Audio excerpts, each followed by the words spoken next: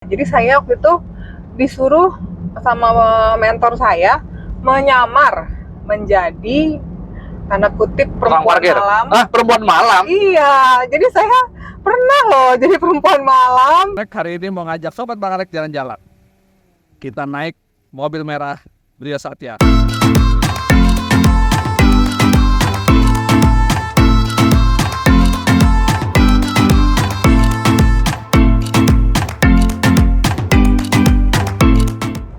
Halo Sobat Bang Alek, hari ini kita bertemu lagi dalam konten yang berbeda. Kali ini Bang Alek punya konten podcast, wawancara bersama penumpang Bang Alek. Hari ini Bang Alek mau membawa Kak Ana, seorang jurnalis senior yang sangat profesional. Nih, kita udah mau nyampe. Sebentar lagi dia datang.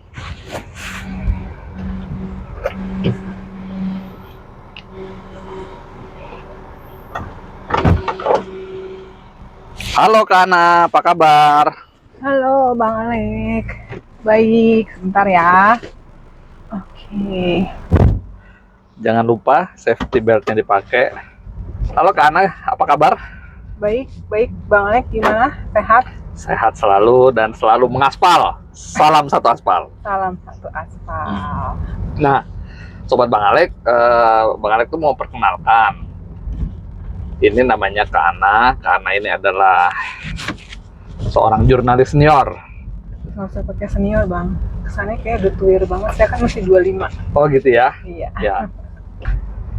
Sobat Bang Alek, Kak Ana ini sudah malang melintang dalam dunia jurnalistik. Mulai koran ya? Koran. Mulai koran, dan sekarang dunia online. Dan Ya. sekarang sudah melompat lagi ke medium yang berbeda lagi. Ya, sekarang saya lagi fokus menggarap konten.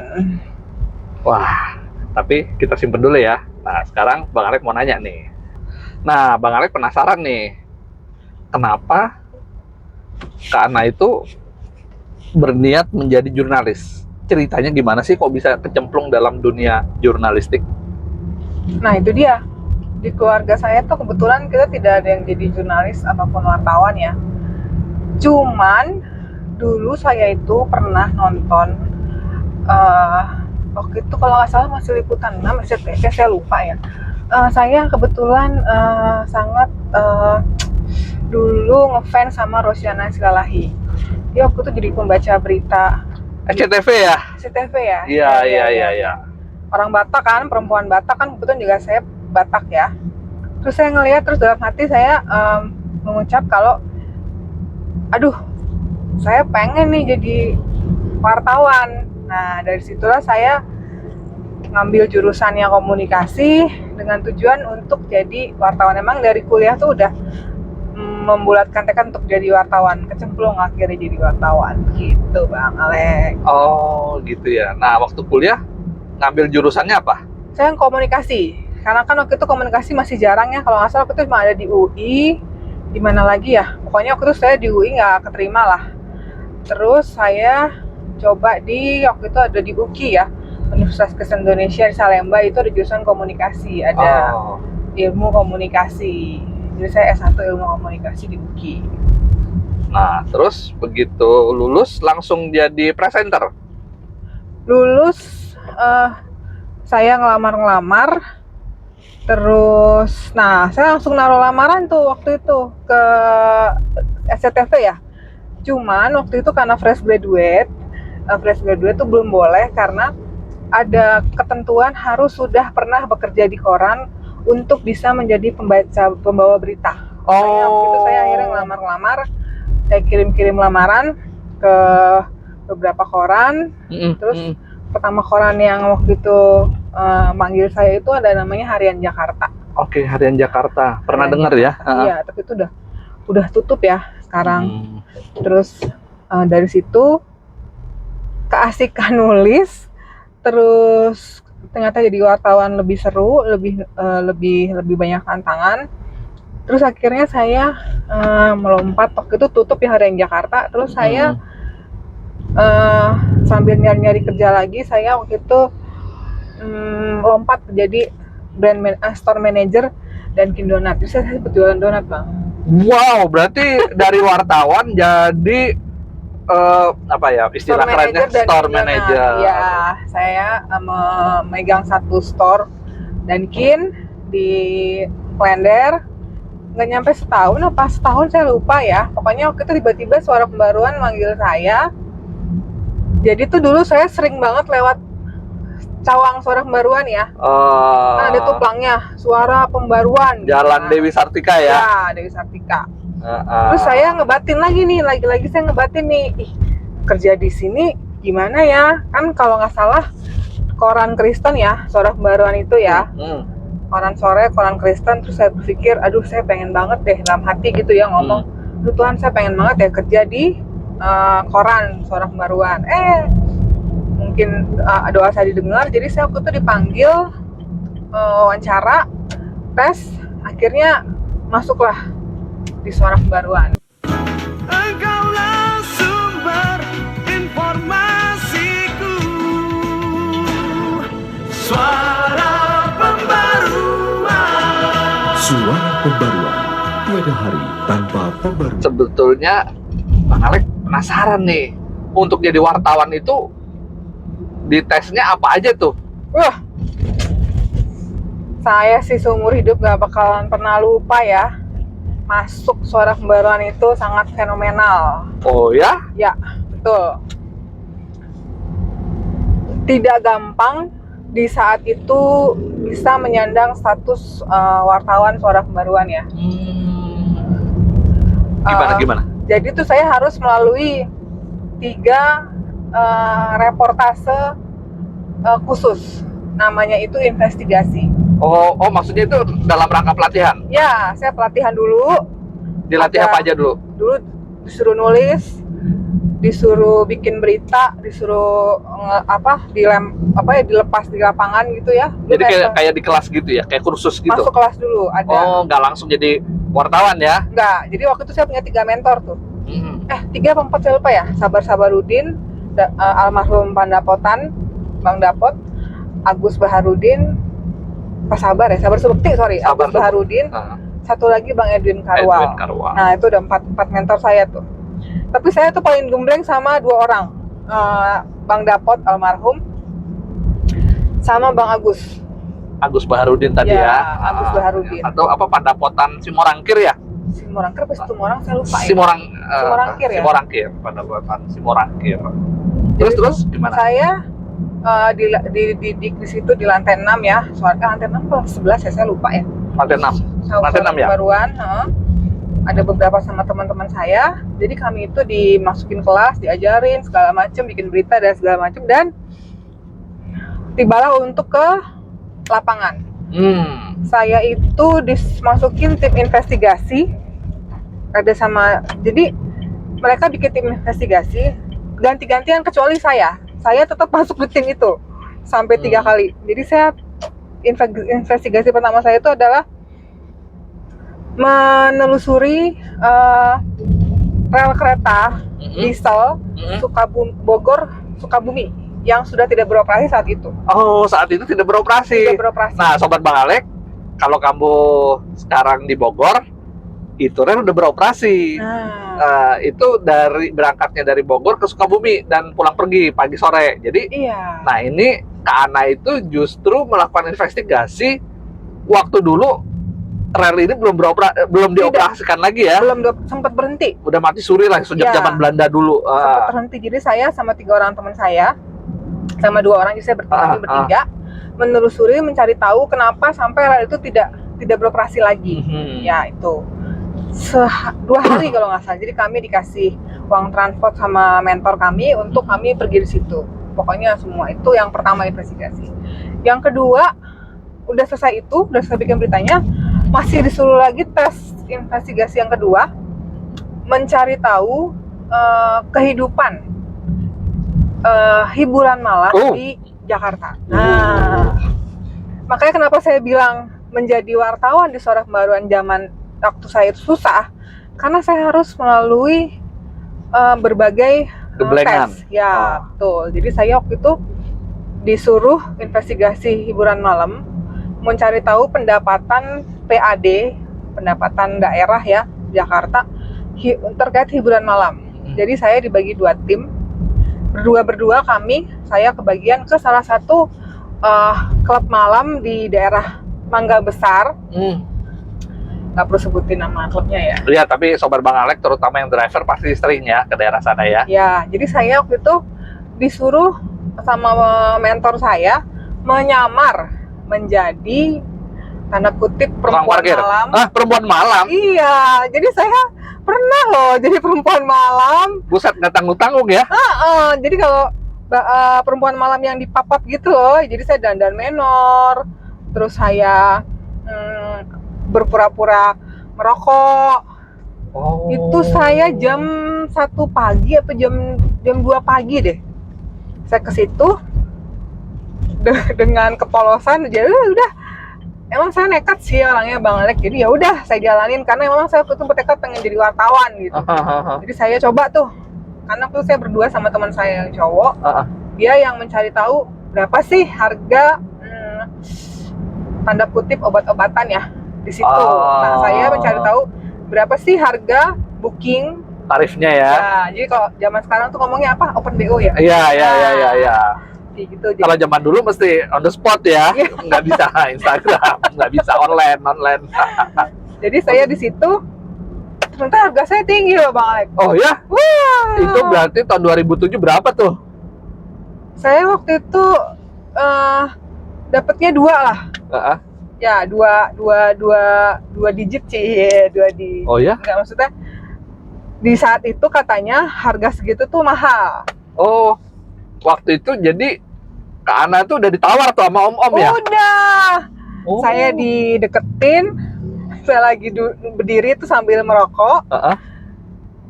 Takut banget emang. Mungkin karena muka saya terlihat polos dan kelihatan banget ya.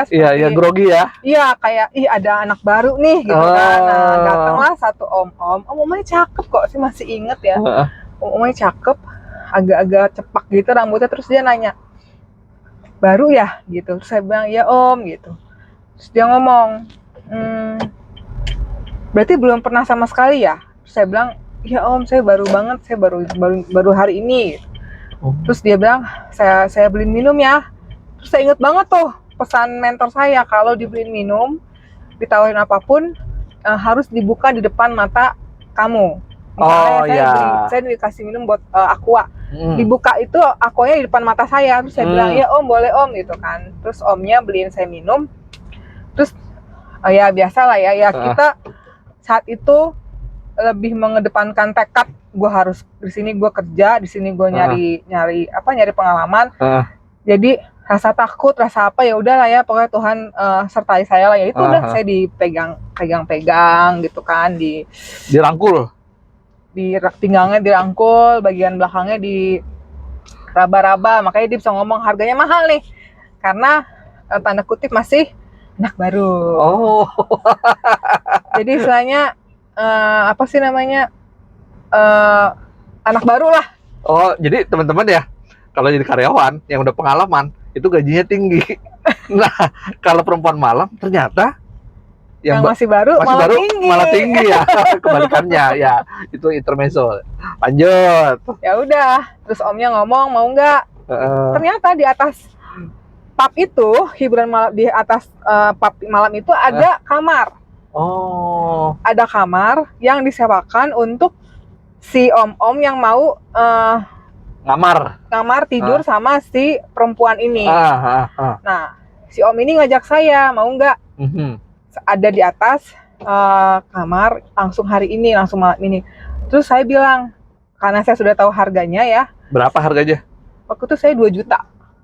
2 juta? Iya. Yang lain kira-kira wah, kalau itu saya kurang tahu. Daerah sana kira-kira berapa tuh? Mungkin mungkin ya.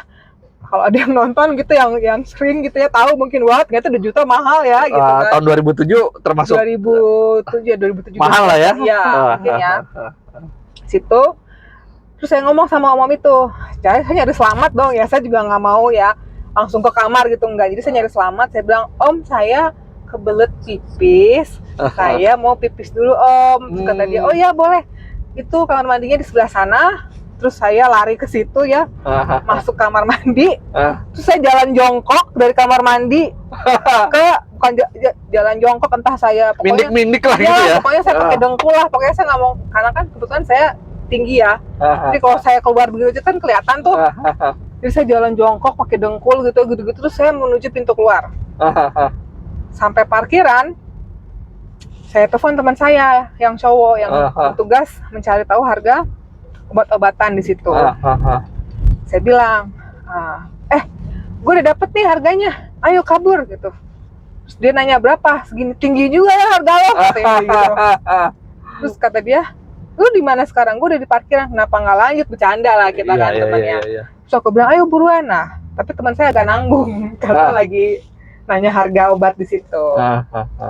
Dah, dari situ saya lapor ke mentor saya, kata mentor saya nggak boleh cuma satu tempat. Oh, lagi dong besoknya. Satu lagi. Besoknya lagi. Hari berikutnya Waduh. saya pergi lagi, tapi bukan sebagai perempuan malam di sebuah bar, tapi perempuan desa yang melamar menjadi ini, Bang Alek tahu apa? Karaoke. Ya, Orang karaoke. Menjadi Ya, jadi saya waktu itu di kawasan Mangga Besar juga, tapi saya bukan masuk ke pubnya, saya nyari tempat-tempat itu loh, warung Indomie. Nah, warung Indomie, kalau nggak salah di belakangnya ada ya, di situ. Saya di situ sendiri, teman saya nungguin agak jauh, dia naik motor, dijagain. Nah, saya di situ saya bawa pura-pura kayak bawa tas besar, terus rambut saya dikepang 2 gitu ya. Terus saya pura-pura kayak lagi berpikir gitu kan. Terus datanglah si ibu penjual Indomie ini deketin saya. Terus nanya, "Adek dari mana?" Saya bilang, "Saya dari Jawa, Bu. Saya baru dari kampung gitu. Nyari kerja." Nah, si ibu ini menawarkan mau kerja apa. Saya bilang, "Saya kerja apa aja deh, Bu, yang penting saya bisa kerja." Ditawarkanlah jadi menemani orang nyanyi, kata. Menemani orang nyanyi, kamu namanya karaoke, jadi kalau ada bapak atau mau nyanyi, kamu nyanyi. Saya bilang, "Oh ya boleh deh Bu, cuma nemenin aja kan." Gitu. Dijelaskan ya, selain nemenin nanti juga kalau misalnya disuruh ngapa-ngapain ikut aja, nanti ada maminya, katanya dia gitu. Jadi nanti dikasih tau lah berapa dapatnya segini. Dah, saya dapat tuh kan rinciannya. Saya inget-inget gitu kan, udah saya pergi. Makasih Bu, terus dia minta nomor telepon saya, terus saya kasih yang ini lah ya, yang nggak bener gitu ya. Iya. Ya udah saya pergi sama teman saya, terus saya bikin berita. Oh. Bukan itu lagi Bang Alek. Oh, ada lagi? Kan ada 3. Apa lagi? Setelah saya bikin berita di hiburan malam, udah dibaca sama mentor saya ngomong, "Oke, terakhir nih Ana, terakhir nih Ana." Apa? Liputan hotel. Enggak, investigasi mayat tak bertuan. Mayat tak bertuan. Oh. Saya di RSCM 3 bulan, Rumah Sakit Cipto, Mangunkusumo, di kamar mayatnya, hanya kamar mayatnya, mengikuti 1 mayat yang tidak bertuan, yang tidak jelas identitasnya. Dari itu mayat masuk, sampai itu mayat dikubur di Kampung Kandang. Kampung Kandang itu ada kuburan untuk orang-orang yang tidak ada identitas. Jakarta Selatan gitu ya. Iya. Oh. Gitu banget, susah kan? Jadi wartawan di era itu di seorang barang itu susah loh menurut saya. Iya, saya pikir tinggal datang kasih mic aja, terus tinggal tulis. Waduh, makanya Kayak dulu kan kita mengarang, ya udah gampang. Oh, ternyata harus gitu ya. Nah, itu maksudnya tuh mayat masuk itu gimana? Jadi mayatnya datang langsung dimakamin terus sudah gitu, enggak, tulis jadi aja. kalau mayat tidak bertuan itu biasanya ditunggu kalau nggak salah sampai 7 hari ya. Oh. Karena mengantisipasi kalau ada orang yang mencari tahu apakah keluarganya atau tidak. Jadi itu mayat ditaruh di situ. Nanti kalau sudah 7 hari tidak ada yang mencari, kita mandiin mayatnya. Saya ikut mandiin tuh. Oh. Mandiin mayatnya, terus baru dikuburkan. Oh, terus itu ada apa namanya tuh? Kalau mayat tuh diperiksa gitu. Oh, saya pernah ikut otopsi. Oh ya? Oh, otopsi ya namanya ya. Otopsi. Iya. Kebetulan saya salah satu wartawan Suara Kembaruan yang beruntung ya, kalau menurut Iya, saya itu sih iya. beruntung ya, karena Iya. pengalaman ini tidak mungkin saya ulang dan saya tidak mau lagi mengulangi pengalaman itu. Jadi waktu itu ada kasus FBR, salah satu anggota FBR itu Iya, iya. ditusuk kalau nggak salah. Ormas ya, ormas Ya, di ditusuk, Jakarta. meninggal. Itu waktu itu ada namanya dokter otopsi namanya Ferial Basbet di RSCM. Karena saya sering ngobrol dengan dia, narasumber saya, dia telepon saya jam 11 malam, "Ana, ini ada orang meninggal ditusuk, kamu mau ikut otopsi apa tidak dengan saya?" Karena asistennya dia kebetulan lagi tidak berhalangan, lagi tidak ada. Saya bilang, "Oke dok, saya meluncur." Dari rumah saya ke RSCM, teman-teman saya bertiga, 2 cowok. Ya udah, saya masuk ruang otopsi sama si dokter Ferial Basbet ini, diajarin. Ya itu saya melihatlah proses yang seperti di film-film tuh. Oh. Film-film Korea tuh ya, ada dokter romantik atau apa, film-film hospital playlist atau apalah, kalau di Inggris apa saya lupa ya. Saya benar-benar melihat itu mayat dari yang di black perutnya, diambil jantung, usus, lambung, hati, kepala.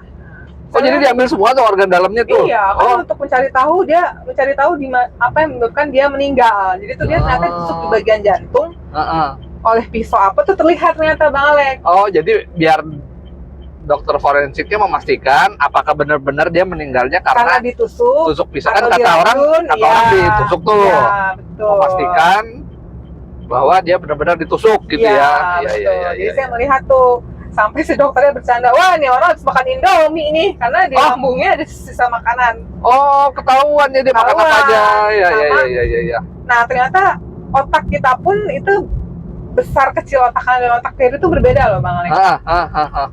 Jadi kalau saya lupa ya, yang kanan itu apa, yang kiri apa. Tapi yang waktu itu saya lihat di situ saat saya ikut forensik si dokter Ferial Basbet ini, si korban ini ternyata sering berpikiran. Jadi otak sebelah mananya itu lebih besar daripada kalau kita memakai untuk matematika atau berpikir. Jadi gitu. Dia lebih besar tuh kayak otak yang untuk dia berimajinasi gitu ya. Oh, jadi maksudnya mungkin bercanda kali ya, tapi mungkin hal-hal yang bersifat imajinatif itu di otak yang mana, sebelah sisi satunya lagi adalah yang bersifat hitung-hitungan atau gitu. Logika gitu ya. Makanya saya, "Oh gitu dok," saya ngomong gitu. Ya udah, saya lucunya ternyata benar tuh.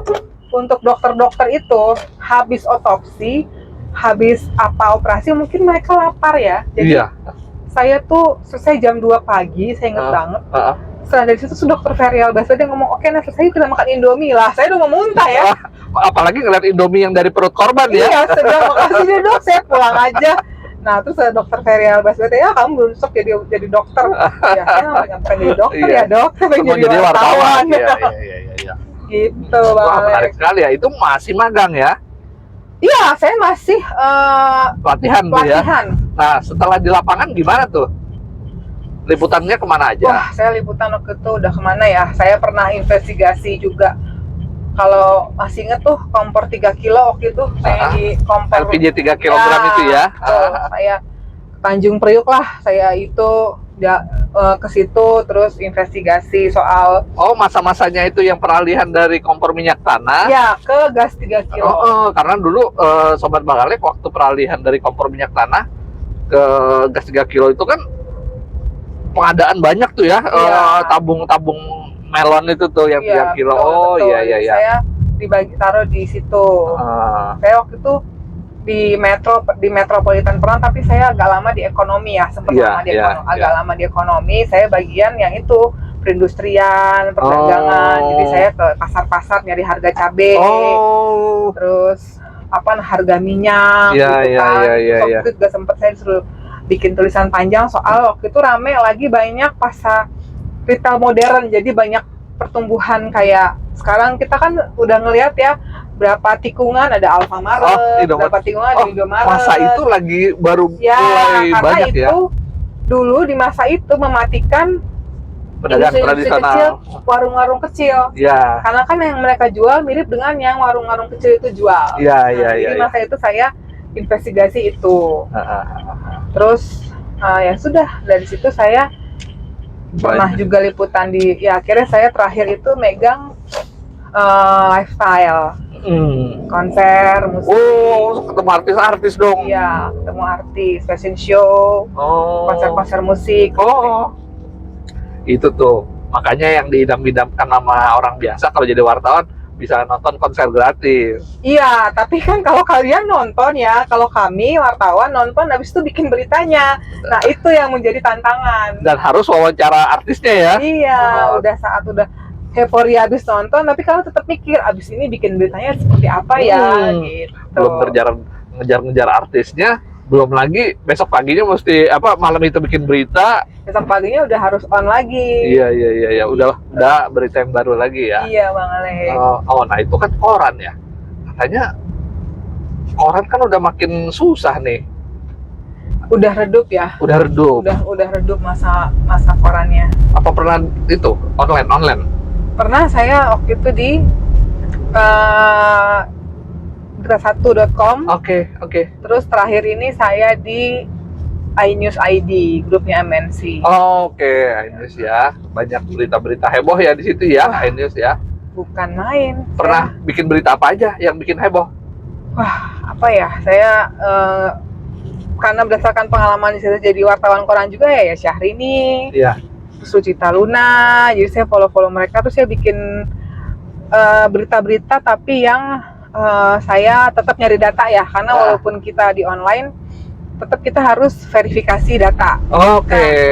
Memang tidak bisa wawancara artisnya, at least kita melihat Instagramnya sama beberapa konten-konten YouTube yang mereka pernah wawancara di era tahun berapa. Nah itu kita pakai untuk background supaya tidak salah nulis. Oke, benar. Gitu. Dan mungkin waktu itu jadi editor ya?